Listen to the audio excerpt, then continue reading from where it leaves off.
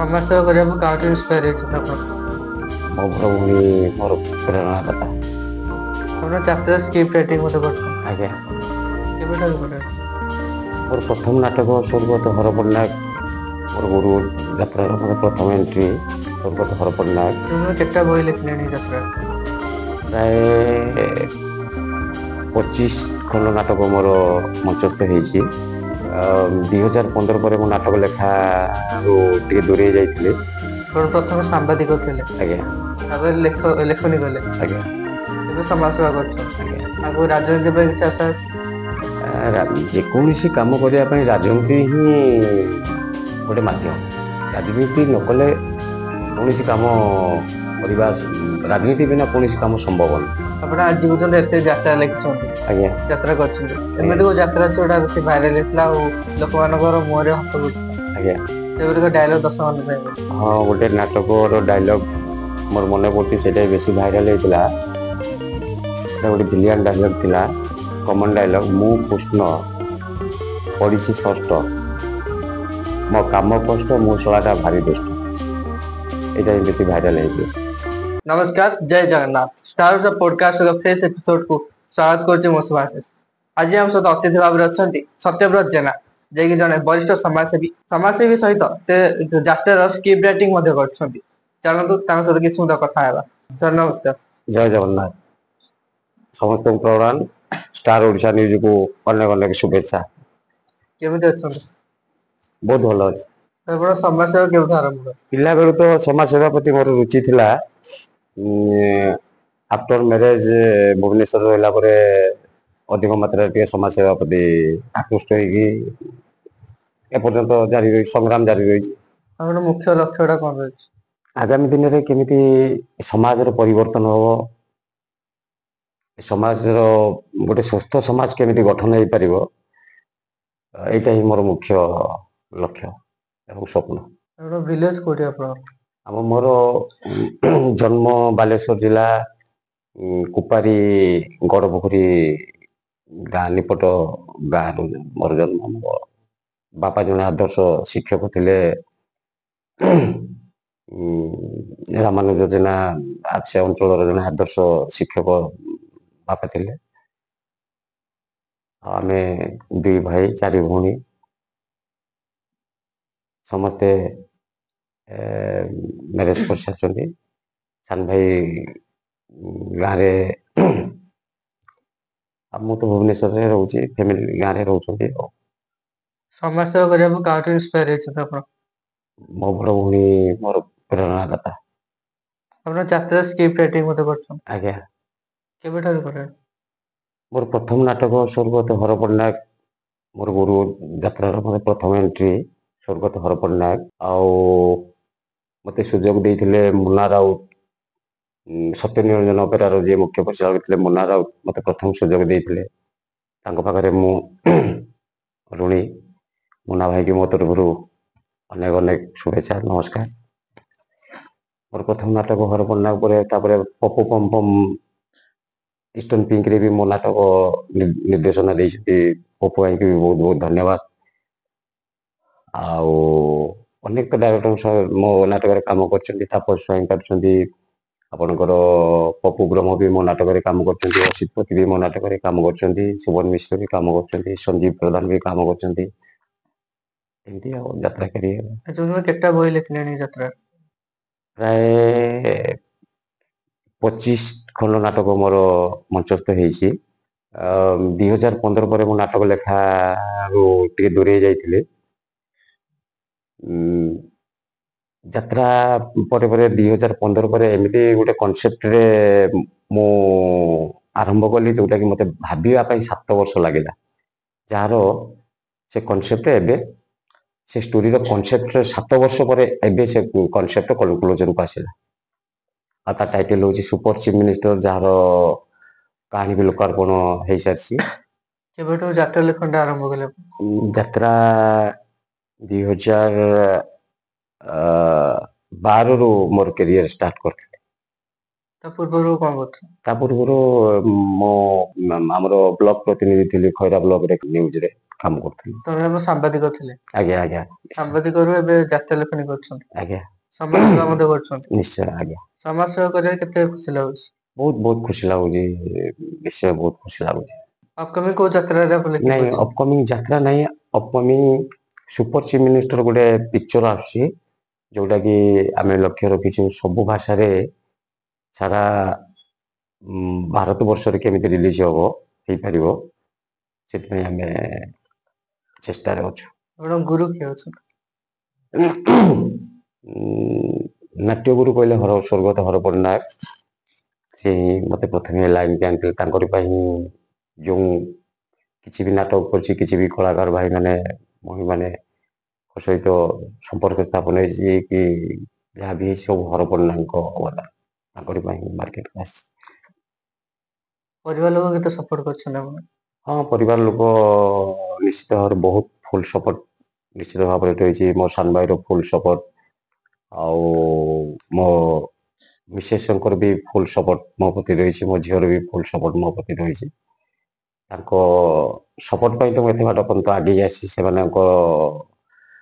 ସେମାନେ ଯେଉଁ ମୋତେ ଫ୍ରିଡମ୍ ଦେଲେ, କୌଣସି ଟେନସନ୍ ନ ଦେଇକି, ଫ୍ୟାମିଲି ବନ୍ଧୁବାନ୍ଧବ ହଉ କି କ'ଣ ବି ଗୋଟେ ହଉ, ଯେଉଁଥିପାଇଁ କି ମୁଁ ଆଗକୁ ଆସିପାରିଲି ଏବଂ 7 ବର୍ଷର କନସେପ୍ଟକୁ ଭାବିକି ତାକୁ ଏଣ୍ଡିଂ କରିପାରିଲି। ଆପଣ ମୁଭିରେ ସ୍କ୍ରିପ୍ଟ ରାଇଟିଂ କରୁଛନ୍ତି? ନାଇଁ, ଏଇଟା ତ ପ୍ରଥମ କରିବି, ସୁପର ଚିଫ ମିନିଷ୍ଟର। କରୋନା ଟାଇମରେ ଆପଣଙ୍କ ଜର୍ଣ୍ଣିଟା କେମିତି ଥିଲା? ଆକ୍ଚୁଆଲି କହିବାକୁ ଗଲେ କରୋନା ପୂର୍ବରୁ ହିଁ ସବୁ ଠିକଠାକ ଥିଲା, ବଟ୍ କରୋନା ପରେ ଫାଇନାନ୍ସିଆଲ ବହୁତ ପ୍ରୋବ୍ଲେମରେ ପଡ଼ିଗଲୁ। ମୋର ବି ଭୁବନେଶ୍ୱରରେ ହୋଟେଲ ବିଜନେସ୍ ଥିଲା। କରୋନା ପରେ ସେସବୁ ବହୁତ ସମସ୍ୟା ମୋତେ ସମ୍ମୁଖୀନ କରିବାକୁ ପଡ଼ିଲା। ମୁଁ କରୋନା ପରେ ପୁଣି ଗାଁକୁ ରିଟର୍ଣ୍ଣ କରିଗଲି। ଗାଁରୁ ଆସିକି ପୁଣି ଆଉ ଥରେ ଷ୍ଟ୍ରଗଲ୍ କଲି ଭୁବନେଶ୍ୱରରେ ରହିବା ପାଇଁ। ଆଜି ପର୍ଯ୍ୟନ୍ତ ଷ୍ଟ୍ରଗଲ୍ ବି ଚାଲିଛି ଆଉ। ପ୍ରଥମେ କୋଉ ଯାତ୍ରାରେ ଆପଣ ଲେଖନୀ କରିଥିଲେ? ସତ୍ୟ ନିରଞ୍ଜନ ଅପେରା, ଆଉ ତାର ପ୍ରଯୋଜକ ଥିଲେ ବୀନା ଜେନା। ଆଉ ସେଇଟା ହିଁ ମୋର କେତେ ପ୍ରଥମ ନାଟକ। ସମୟ ଲାଗିଥିଲା ଲେଖିବା ପାଇଁ? ସେତେବେଳେ କେବଳ ହରପଟନାୟକଙ୍କ ଆଶୀର୍ବାଦ ପାଇଁ ମୁଁ ମାନେ ସେଇଠି ହିଁ ସାର୍ଙ୍କର ପୂର୍ଣ୍ଣ ସମର୍ଥନରେ ସେଇଠି ହିଁ ନାଟକ ଲେଖା ହେଇଥିଲା। ତା ପୂର୍ବରୁ ସେଟିଂ ହେଇଥିଲା, ସେଇ 10 days ଭିତରେ ନାଟକ କମ୍ପ୍ଲିଟ୍ ହେଇଯାଇଥିଲା। କେତେ ଷ୍ଟ୍ରଗଲ ଥିଲା ସେ ଟାଇମ୍? ବହୁତ ଷ୍ଟ୍ରଗଲ୍ ଥିଲା, କେବଳ ହରପଟନାୟକଙ୍କର ସେବା କରିକି ମୁଁ ନାଟ୍ୟକାର ହେଇପାରିଛି। ତ ଓଡିଶାକୁ କଣ କହିବେ? ସମସ୍ତେ ସଂଗ୍ରାମ ଜାରି ରଖନ୍ତୁ, ଚେଷ୍ଟା କରନ୍ତୁ, ନିଶ୍ଚିତ ଲକ୍ଷ୍ୟ ସ୍ଥଳରେ ପହଞ୍ଚି ପାରିବେ। ସମାଜ ସେବା ଆପଣ କରୁଛନ୍ତି, ଆଜ୍ଞା। କେମିତି ଲାଗୁଛି ସମାଜ ସେବା କରି? ହଁ, ନିଶ୍ଚୟ ବହୁତ ଖୁସି ଲାଗୁଛି। ଲୋକମାନଙ୍କର ସୁଖ ଦୁଃଖରେ ସେୟାର କରିପାରୁଛି, ଏବଂ ଚେଷ୍ଟା କରୁଛି ସମାଜର ସମାଜ କେମିତି ଗୋଟେ ପରିବର୍ତ୍ତନ ହବ। ସେଥିପାଇଁ ଇଏ ସୁପର ଚିଫ ମିନିଷ୍ଟରର କନସେପ୍ଟ ହିଁ ସେଇଆ। ଗୋଟେ ସମାଜକୁ ସଠିକ ଦିଶା ଦେବା ପାଇଁ ଏ ସୁପର ଚିଫ ମିନିଷ୍ଟର କନସେପ୍ଟ, ଯୋଉଟାକି ଅନେକ ଦିନ ମୋତେ ଭାବିବାକୁ ପଡ଼ିଛି। ଦେଖାଯାଉ, ସମୟ କହିବ ତାର ପ୍ରଭାବ କେମିତି ଲୋକମାନଙ୍କ ପାଖରେ ପଡ଼ିବ। ତାପରେ ଚଳଚ୍ଚିତ୍ରଟି ଆଣୁଛନ୍ତି ସୁପର ଚିଫ ମିନିଷ୍ଟର, ଆଜ୍ଞା। ଏଥିରେ ଆକ୍ଟର କିଏ ରଖିଛନ୍ତି? ମ୍ୟୁଜିକ ତ ମନ୍ମଥ ସାର୍ ହଁ। ଫାଇନାଲ ହେଇଛନ୍ତି, ଆଉ ଡାଇରେକ୍ଟର ବାପୁ ଭାଇ ଏ ତ ମୋର ବଡ଼ ଭାଇ। ତାଙ୍କରି ପ୍ରେରଣାରେ, ତାଙ୍କରି ଇନଷ୍ଟ୍ରକ୍ସନରେ ହିଁ ଫିଲ୍ମ କାମ ଚାଲିଛି। ଆର୍ଟିଷ୍ଟ ତ ଷ୍ଟାର କାଷ୍ଟିଂ କିଛି ଫାଇନାଲ ହେଇନି, ଦେଖାଯାଉ ଆଗାମୀ ଦିନରେ। ଏକରକମର ଷ୍ଟାର କାଷ୍ଟିଂ ଫାଇନାଲ ହେଇଛି, ଡିକ୍ଲାର ହେଇନି, ଡିକ୍ଲାର କରାଯିବ ଆଉ। ରିଲିଜ କେବେ ହବ ବୋଲି ଆଶା କରୁଛନ୍ତି? ଏଇଟା ଆମେ ଏପ୍ରିଲ 1 ଟାର୍ଗେଟ ରଖିଛୁ, ଉତ୍କଳ ଦିବସ ଦିନ ରିଲିଜ କରିବା ପାଇଁ। ଆପଣ କୋଉ ମୁଖ୍ୟମନ୍ତ୍ରୀ ଆପଣଙ୍କୁ ବେଶୀ ଭଲ ଲାଗିଲେ, ନବୀନ ବାବୁ ନା ମୋହନ ମାଝୀ? ଉଭୟଙ୍କୁ ବି ଭଲ ଲାଗେ। ନବୀନ ପଟ୍ଟନାୟକ ତାଙ୍କ ଚିନ୍ତାଧାରାର, ମୋହନ ମାଝୀ ଉଭୟଙ୍କୁ ଭଲ ଲାଗେ। କାମ ହିସାବରେ କିଏ ଭଲ ଲାଗେ? ନିଶ୍ଚୟ ମୋହନ ମାଝୀ ଅଧିକ ୟଙ୍ଗ ଅଛନ୍ତି ଏବଂ ଯାହା ବି କରୁଛନ୍ତି ବହୁତ ଭଲ ଲାଗୁଛି, ଭଲ ବି କରୁଛନ୍ତି। ଆଜି ଯୁବପିଢିଙ୍କୁ କଣ ବାର୍ତ୍ତା ଦେବାକୁ ଚାହେଁ? ସମସ୍ତେ କିଛି ନା କିଛି ପଜିଟିଭ ଚିନ୍ତାଧାରା ନେଇକି ଯେକୌଣସି ବି କାମ କଲେ, ଷ୍ଟ୍ରଗଲ କରିପାରିଲେ ଲକ୍ଷ୍ୟ ସ୍ଥଳରେ ନିଶ୍ଚୟ ପହଞ୍ଚି ପାରିବେ। ଆଗାମୀ ଲକ୍ଷ୍ୟ କଣ ରହିଛି?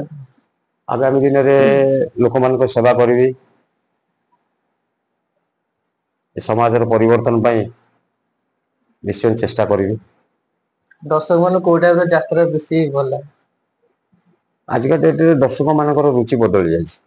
10 ବର୍ଷ ପୂର୍ବରୁ ଦର୍ଶକମାନଙ୍କର ଯେଉଁ ରୁଚି ଥିଲା ବର୍ତ୍ତମାନ ପାଇଁ ନିଶ୍ଚିତ ଭାବରେ ବଦଳି ଯାଇ ଆଜିକା ଡେଟ୍ରେ ନିଶ୍ଚିତ ଭାବରେ ପରିବର୍ତ୍ତନ ହେଇଛି। ଦର୍ଶକମାନେ ଅଶ୍ଳୀଳତାକୁ ବି ବିରୋଧ କରିବା ଆରମ୍ଭ କଲେଣି।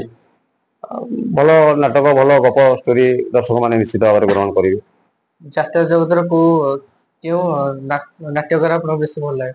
ନିଶ୍ଚୟ ହରବାରିକ ମୋର ପ୍ରିୟ ନାଟ୍ୟକାର।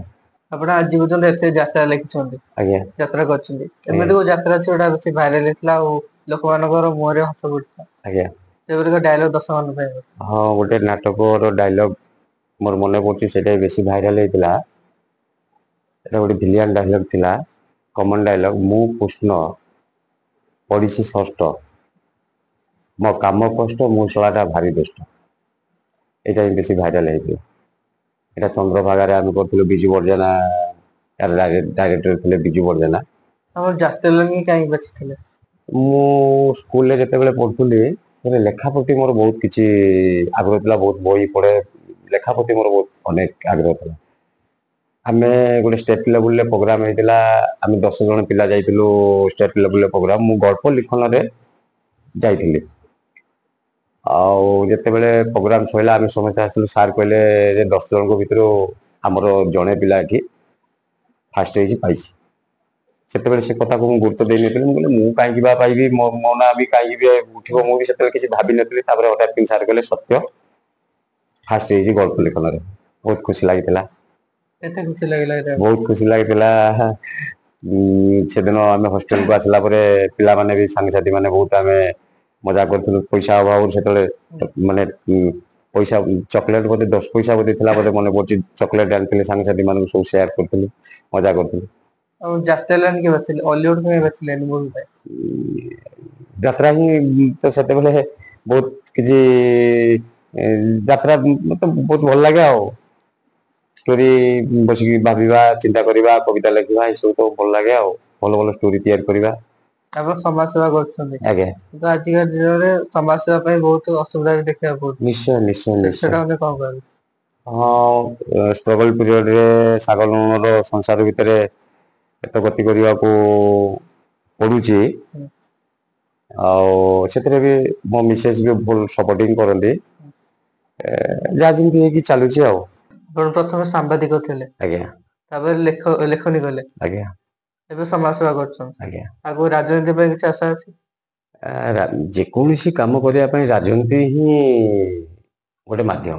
ରାଜନୀତି ନ କଲେ କୌଣସି କାମ କରିବା, ରାଜନୀତି ବିନା କୌଣସି କାମ ସମ୍ଭବ ନୁହେଁ। ପରୋକ୍ଷ ଭାବରେ ରାଜନୀତି